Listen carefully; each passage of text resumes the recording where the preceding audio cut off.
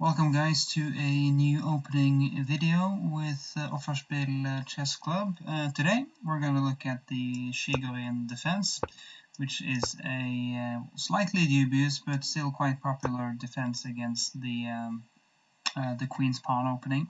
So instead of playing more closed stuff with the Queen's Gambit, for example, or the semi-Slav, you can try this slightly provocative opening with knight c6 in the second move. I'm just going to give you a short overview over the most important variations and just make sure that you're ready to play this in a practical game yourself. So white has a couple of choices in this position. First, you can play e3, which is quite passive and probably too tame to claim an advantage, because now black can play the move that black often desires in these positions, which is e5, just breaking up the center and getting his pieces moving as well. I mean the bishop and the knight to boot. So this is looking quite promising for black already. Just remember that whenever you take on d5 and queen recaptures, knight c3 to kick the queen away, then suddenly this bishop b4 pin can be slightly annoying. So this position after bishop d2 is not that uncommon, because bishop takes, b takes, and now we have a pretty normal theoretical position from the Chigorin Defense. This is something you'll encounter quite often, black having given up the bishop here, and white having a reasonably good center here, or at least potentially a very good center. But black has very easy development and active piece play, and can go for long castles, for example. We can easily end up in a game like John Ludwig Hammer against Richard Report, if you'd like to check that one out. It was a very good game by black, but also a game from 2011, I think, between Alexander Gershuk and Magnus Carlsen with the black pieces, and Magnus went for knight e7 here. And very often, if you get kicked in the center with c4, then queen d6, d5, and the knight will just return and occupy the c5 square one way or the other, and black will claim that he has a dark squared blockade, and that the white bishops doesn't really do much damage in a closed position. So that's black's strategy here. And as you can see, there are lots of possibilities on the king side, but also to break up the center with c6. So, you know, there's lots of possibilities here. Instead of e3, which is not that common, knight f3 is a better move, developing move, always a good sign. Now you could go for some gambit style play with e5. We can play bishop b4. And if, for example, bishop d2, there are other options here as well, guys, but let's just check the most natural moves. Bishop d2, dc4, material balance is restored.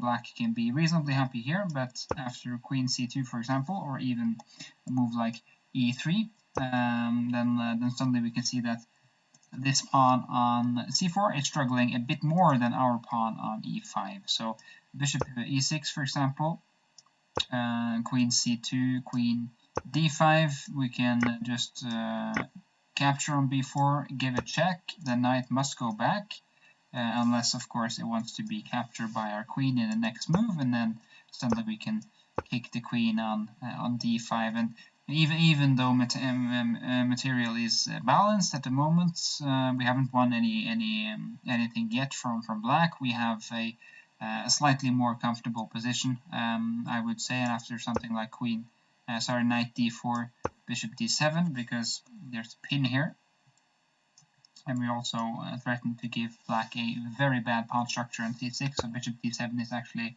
a bit forced. You could go for something like this, and this position is slightly better for white. Even more accurate would probably be to capture on c4 immediately, and then after, say, bishop b3 here, we see that white has a more mobile pawn majority on the king side. I mean, it's easier to activate here. With f4 you get a tempo, and e4 is coming, so that might be an advantage. Also, you have the possibility of castling queenside, also kingside. So I mean, it's no material advantage yet, and it's probably fully playable for black, but I would probably prefer white in a practical game here, but that's only my own preference. So so e5 is also possible, but a move that's very typical of the Chigorin is bishop d4. So when we play the most natural move in the position, which is cd5, hoping for queen d5, knight c3. Now there is no bishop b4, that's not possible, not legal, so the queen must go, and then we can roll out with the pawn, or even play d5 afterwards and gain some initiative and momentum. So this is not black's best option. It's actually better to play bishop f3 first to capture on f3. Now if you take the knight, then the bishop can go back, and suddenly it's not so easy. So for example, knight c3, knight f6. I've had this position myself against Grandmaster Simon Agdestein from Norway. I played f3 in this position. And now Simon played the best move in the position, in my opinion. He played e5, which is very typical of the Chigorin, just trying to open up the position. And now that white has weakened his king side, or his king's position with f3, suddenly opening up a lot of dark squared weaknesses, then something like this, of course, is very, very tempting for black, and the pawn on e5 will be regained. There's no point for white in playing f4 trying to keep this pawn. It's not worth much, and it's more important for white to get his king to safety and his pieces developed. So this is a fantastic compensation for black.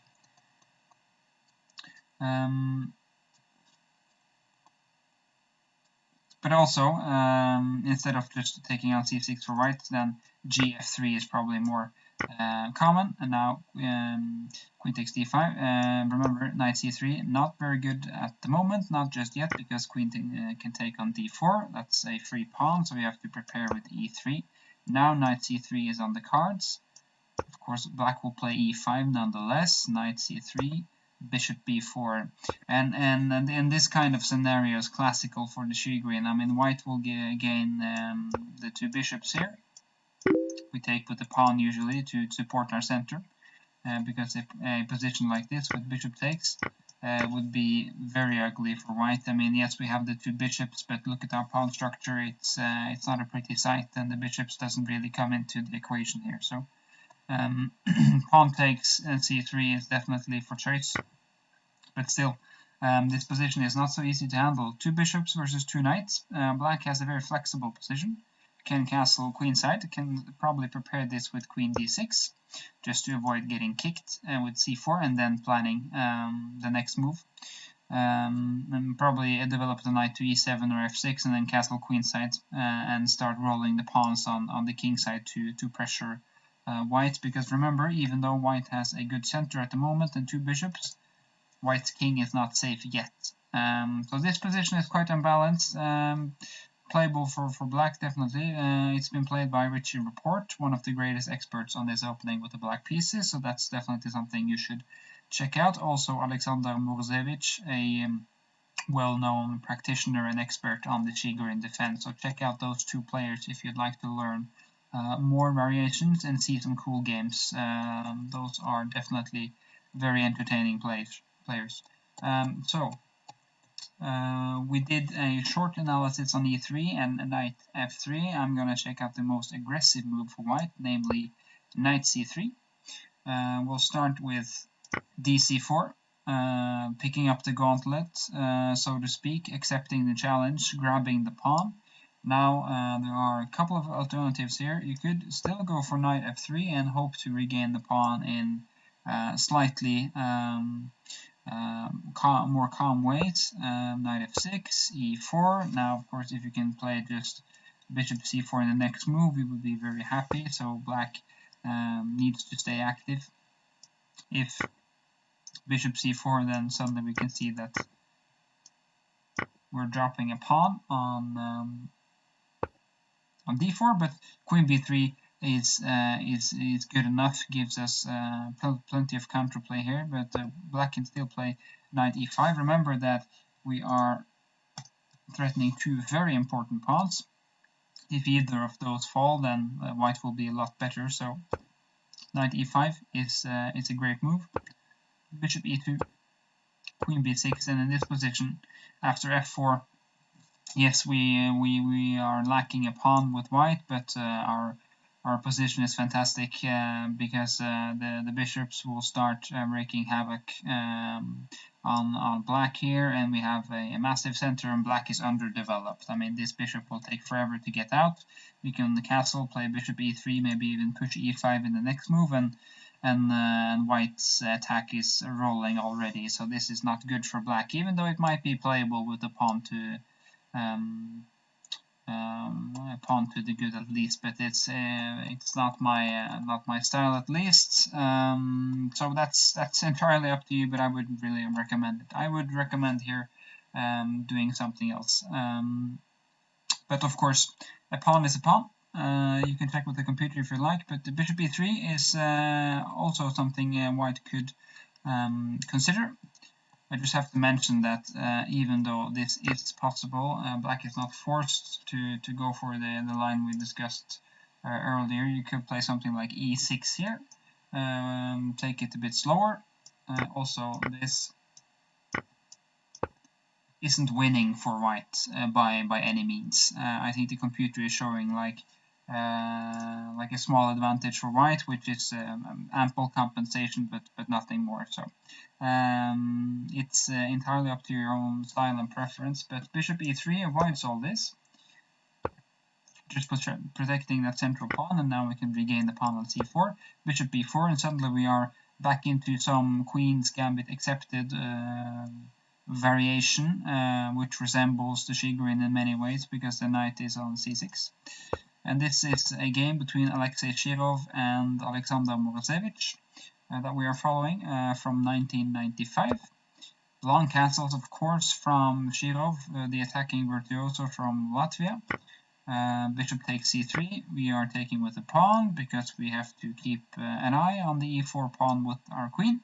And now black, queen e7, of course, eyeing the kingside position for white, or the king's position on the queen side, I should say.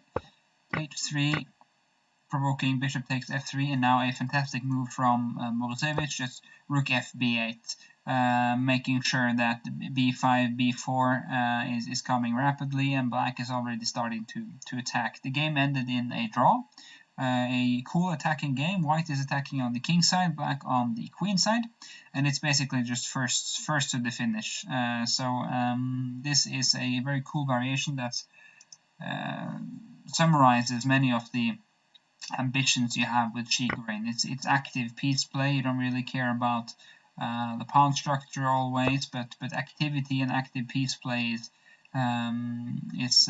very important for black in these positions, because very often white has the center, so you have a choice. I mean, you can play active with your pieces and play around white center, like in this position, or you can break up the center with e5 or c5 and hope for activity there, but it's very often either one of those two. That's at least a practical tip for you. So instead of knight f3, you could go for d5 here as well, which is probably the most forcing variation of the whole Chigorin. First, I'm just going to mention that that knight e5 is possible. You often go f4 here just to kick the knight away. Could go for knight f3 and stuff like this, but why not gain some space when we are invited to do so? And now black often plays knight b6. So you could take on c4 here and be a trickster with queen a4 and regain the piece in that way, but now you've given up the bishop here, and I don't know, black should be okay here, I think. Of course, it's fully playable. Black will probably go queen d7, bishop d7, and then break up with e6 or c6, and then hope that the bishop here will make itself known later in the game. You could do something else here though. You could play something that puts the screws on black, so to speak. So a4 is a very good move. Just threatening to kick this knight away from b6, and then taking on c4 with the bishop. So a5 is more or less forced. Now bishop e3 is a good move. e6 is fine for black, just trying to break up the center, get the pieces moving. I mean, in this position, bishop e6 and black should be more than fine. I mean, the pawn is still alive on c4. You could have exchanged queens here if you'd like. So this is fully playable. I think bishop will come to b4, knight to e7, and everything looks good for black in my opinion. So here, white plays the not very dogmatic bishop takes b6. Not really afraid to give up a strong dark squared bishop here, white, because now look at this pawn structure for black. It's not very flexible. It's not very pretty to look at, and bishop c4 comes without any more troubles. So this is actually quite fine for white. Just play this, give this little annoying check on b5, and now black should really play king f8, because after bishop d7 you can take on e6 and you have to take with the pawn with black. So this is not so pretty. I would recommend king f8 here, but then white has succeeded in some way anyway. So, but I think just to summarize, this position it's fully playable for black. I think the computer rates this as favorable for white, but in a so open position and in a blitz game or rapid game, I mean this is 50-50. I think so. Depends on your preferences as a player, I think. Black has the two bishops and control over the dark squares. White has the more preferable pawn structure and probably easier development, but it's still a game. So after knight f3, knight f6, you could also go d5 here. Now knight a5 is a must play, because knight e5 is not possible anymore. It's covered by our own knight. And now we can of course go for something like e4. I mean, this is fully playable, but then c6 and the game goes on. Black is trying to bring the knight back into the fold with knight takes c6, while of course protecting on c4. So that's black's ambition here, and this is of course very typical of the Chigorin pieces in seemingly odd places. Keeping an extra pawn here, and always the onus for black is on activity and breaking up white's usually dominant center. White needs to consolidate, of course, and use the bishop here, use the center to roll over black, but that's not so easy in a practical game. The most common move here is queen a4. Now c6 is more or less forced because you're in check, and you also need to protect the knight, so why not play c6? This takes care of both problems, so c6 is good. And now white has a trick b4, basically trapping this knight on a5 on the rim. You could go for en passant here with cb3. ab3 doesn't really make any difference because this knight is still hanging. There is a trick here though, e6. And now b4 must be played by white. This is an absolute must. Could go for knight c4 here, but now dc6, and I think this is very, very favorable for white, almost winning, I think. So you can check that for yourself, but there's a slight nuance here, because after e6, queen a5 runs into a lot of trouble, as we can see. Queen a5, and now rook takes. And now the difference is, of course, that black can play the fork bishop b4, which is a bummer for white. Two pieces are threatened. You can't save them both. That's the typical thing with fork. So white's position is in ruin. So just remember to play b4 here, because that's really the only thing to remember. That's the key move. If black doesn't take on b3, which he shouldn't, or she for that matter, b5 is the best move. Queen a5. And now we have one apiece, but after b4, knight d1, you could go for d6 here and just sacrifice the piece back, but this should be okay for black. The pawn structure is terrible for both players, but I mean, look at this, it doesn't look good, but the position is okay for black, at least in objective terms. The most common move here is actually knight d1, saving the knight. cd5, and as you can imagine, this pawn structure here, this massive center for black, is not so easy to tackle for white. It's not so easy to handle. The most common setup here is with g3, I think, at some point, just to fianchetto the bishop and just try to add some pressure against the pawn chain for black in the center, especially the d5 pawn. So often white aims to establish a blockade on the dark squares, preferably d4 and e5. Black wants to get his center rolling, of course. You can start with, for example, e6 here, bishop g2, and these moves are all possible. And after castles, for example, here we can see that very often games end in draws here. Sometimes white succeed in breaking black's pawn chain. Sometimes black gets his pawns rolling, but very often this blockade is difficult to break down for white. So it's a cool variation though. White is a piece up, but there are a lot of pawns and it's not so easy to get by them. This was a short recap of the Chigorin Defense. I hope you found it informative. This should be more than enough to get started with the opening.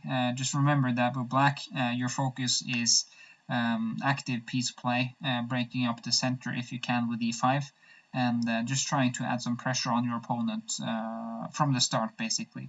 White very often is awarded either the bishop pair or the center, in some cases both, and then you need to calm the storm, so to speak, weather the storm, because black will attack and the black will try to grab the initiative, put some pressure on you, so you have to stabilize the position and use your long-term assets, which are the center and the bishop here. So just to summarize, black aims for short-term activity and piece play, very often attacking variations. So black is slightly impatient, trying to attack his opponent from the start. White often has long-term assets, long-term advantages that he or she needs to employ and needs to use in a logical way in the middle game, because that's often when black is trying to attack. So that's also a key moment for white to use the center and the bishop here. So that's a short intro to the Chigorin Defense, and I wish you good luck. This is a slightly dubious opening for black, I think, in objective terms in 2021, but it's more than good enough for a couple of games.